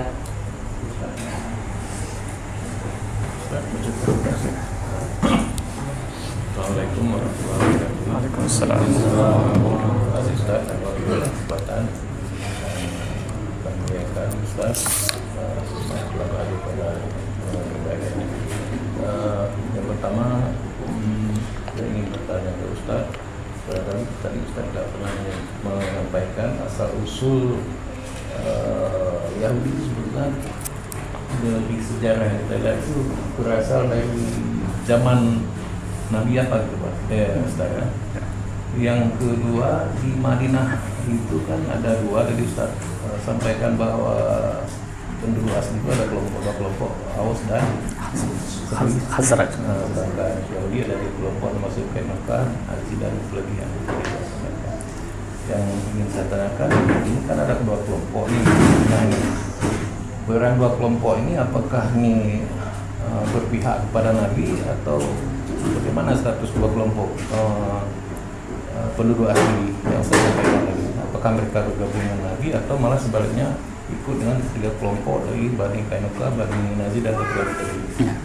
Yang ketiga mungkin saya kaki aja. Bagaimana di Mekah? Tadi kan ceritanya di Madinah semua, Ustaz, kan? Apakah di Mekah itu juga ada kaum Yahudi? Terus bagaimana di Mekah itu terkait dengan upaya-upaya Nabi untuk mensiarkan agama? Apakah ada semacam kejadian-kejadian seperti itu? Karena tadi kan cerita kita kan seluruhnya di Madinah, Ustaz, kan? Mungkin itu saja terima kasih. Terima kasih banyak. Assalamualaikum warahmatullahi wabarakatuh. Terima kasih Ustadz atas pertanyaannya.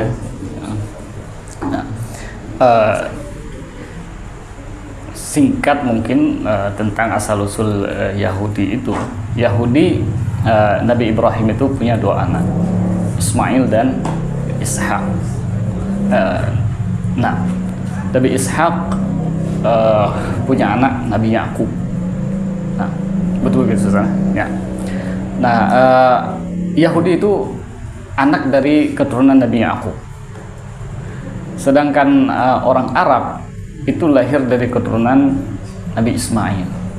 Nah, dan kemudian tentu mereka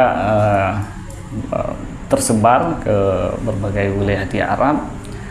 Untuk lebih detailnya itu mungkin wallahu a'lam.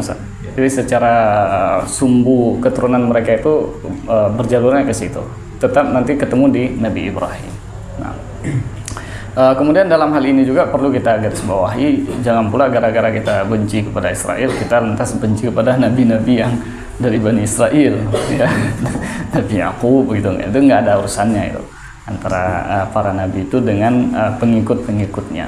Nah, kemudian Al-Aus dan Al-Khazraj, Syekh Taha Hubeish itu dalam kitabnya beliau mengatakan Yahudi itu berperan besar pada masuknya kaum Al-Aus dan Al-Khazraj ke dalam agama Islam. Artinya Al-Aus dan Al-Khazraj ketika menemukan mereka sering diwanti-wanti dan diancam oleh Yahudi, maka ketika datang Rasulullah membawa risalah itu, mereka cepat-cepat itu untuk menerima dakwah yang diberikan oleh Rasulullah SAW. Artinya memang awalnya itu Yahudi itu berperan di situ, ancaman Yahudi itu berperan dalam Islamnya Aus dan Al-Khazraj. Walaupun nanti kemudian iman mereka itu diperkuat dengan setelah mereka mengetahui kebenaran ajaran yang dibawa oleh Rasulullah SAW. Secara keberpihakan Al-Aus Al-Khazraj itu ketika Rasulullah datang ke Madinah, mereka akhirnya melemparkan senjata mereka, meletakkan senjata. Artinya ketika itulah perang yang 120 tahun itu selesai ketika dengan datangnya Rasulullah SAW. Maka di antara hal yang dilakukan oleh Yahudi di Madinah itu juga pernah seorang Yahudi itu datang menjumpai Al-Aus dan Al-Khazraj yang ketika itu sedang duduk-duduk begitu. Ini lagi ngopi begitu. Artinya Yahudi ini datang sengaja ke situ mengingatkan mereka akan kisah-kisah perang mereka itu. Mengingat-ingat lagi syair-syair yang pernah dibuat oleh Aus kepada Khazraj dan sebaliknya syair-syair penghinaan dibuat oleh Aus kepada Al-Khazraj kepada Al-Aus. Sehingga ketika itu karena dipanas-panasin, akhirnya hampir antara Aus dan Al-Khazraj ketika itu berperang lagi, hingga datang Rasulullah SAW mengatakan, apakah kalian akan kembali kepada jahiliyah lagi sedangkan saya bersama kalian? Nah, maka ketika Rasulullah mengatakan itu, alhamdulillah dengan izin Allah, Aus dan Al-Khazraj ketika itu tidak jadi berperang. Artinya kisah peperangan antara Aus dan Al-Khazraj di Madinah itu selesai ketika Rasulullah datang ke Madinah. Sedangkan di Mekah, sejauh yang para ahli sejarah menyebutkan, itu Yahudi tidak masuk ke situ, tidak ada yang berada di Mekah. Yahudi itu tidak ada di Mekah. Jadi keberadaan mereka itu hanya di Madinah dan sekitar Madinah. Ada juga Syekh Muhammad bin Hasan Habannakah, beliau mengatakan kedatangan Yahudi ke wilayah Arab mereka bertebaran di Madinah, kemudian ada di sekitar Madinah, itu adalah selain diusir, tetapi karena petunjuk dari kitab mereka. Petunjuk dari kitab mereka yang mengatakan bahwasanya Nabi yang akhir zaman yang ditunggu-tunggu itu akan lahir di tempat itu dengan ciri-ciri yang disebutkan itu. Artinya akan lahir di Mekah dan dia itu nanti akan berhijrah ke Madinah. Nah, demikian Ustaz. Terima kasih Pak. Mungkin Anda dari kawan-kawan yang lain ibu-ibu.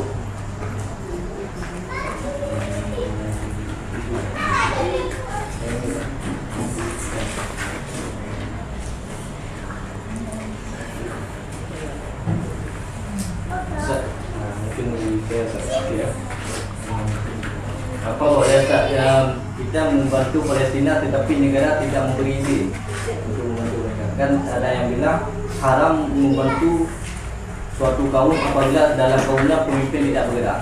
Ya.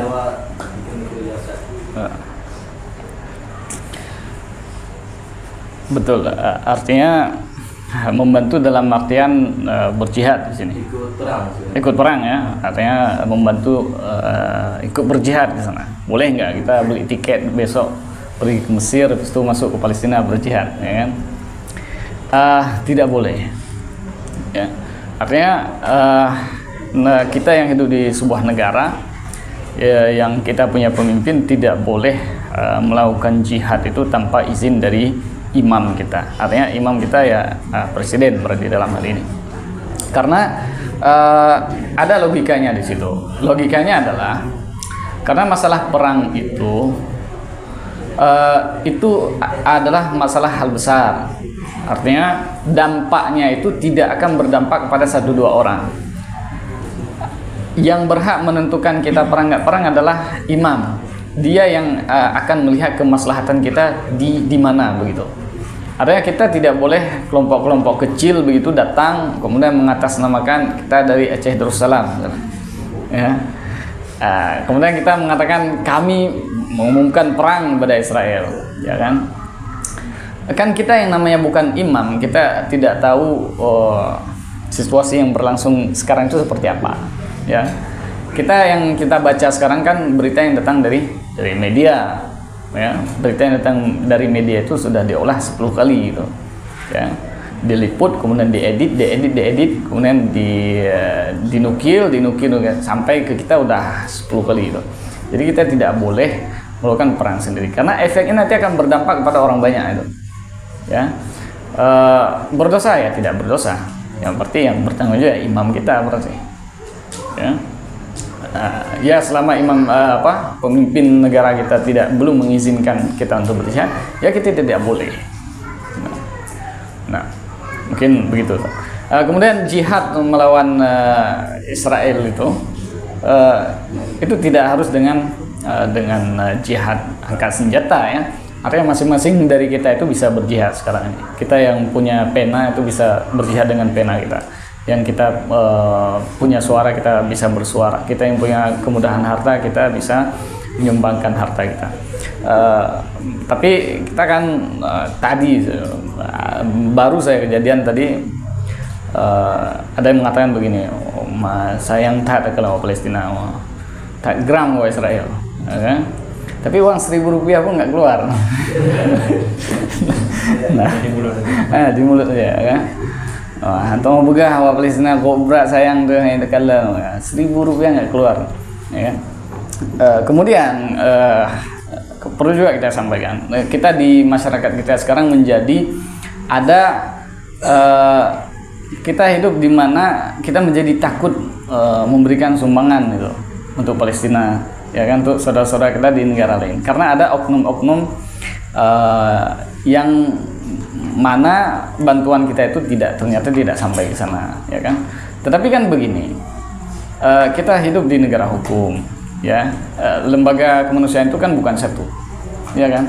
Artinya kita bisa memilih lembaga-lembaga kemanusiaan yang menurut kita itu bisa dipercaya karena kita punya negara, ada badan keuangan yang mana mereka itu dipantau semuanya begitu, ya kan.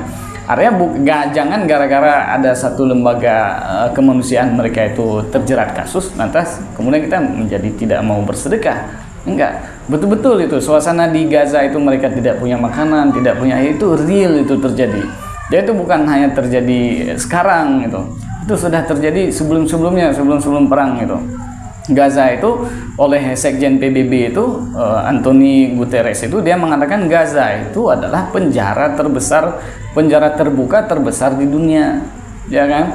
Dari tahun 2021 itu bahkan dia sudah mengatakan Gaza itu tidak lagi layak untuk dijadikan tempat tinggal manusia. Kenapa? Salah satunya air bawah tanah itu tidak bisa lagi dikonsumsi karena sudah tercemar dengan limbah manusia, ya kan? Dan kepadatan penduduk di situ dan lahan yang sangat sempit, ya kan?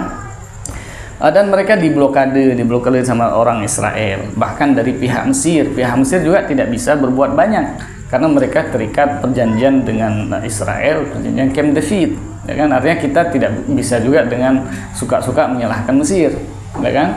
Artinya masing-masing negara punya kemaslahatan, ya kan? Ada punya cara sendiri dalam memberikan bantuan begitu.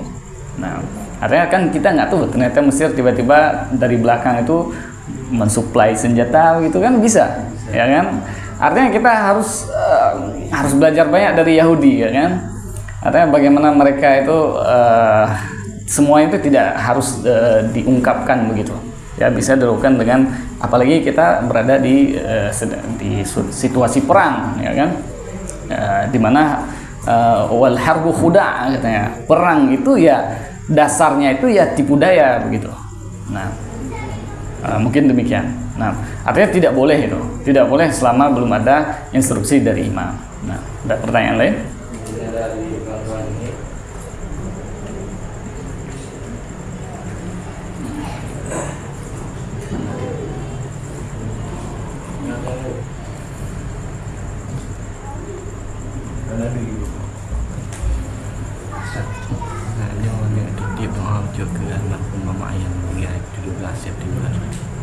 September. 17 September yang kali ke-6. Masuk. Nah, mak dulu. Oh, nah dulu kirim mau ya. Enggak.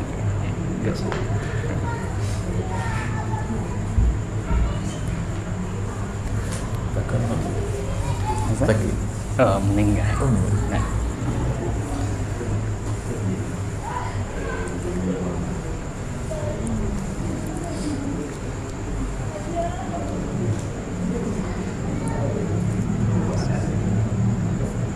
Baik, karena tidak ada lagi pertanyaan, maka pengajian pada malam ini kita akhiri. Sebelum kita tutup, ada permintaan dari khadim majelis ini, di mana ibunda beliau meninggal dunia pada tanggal 17 September yang lalu. Beliau meminta kepada kita untuk mengirimkan kepada beliau doa.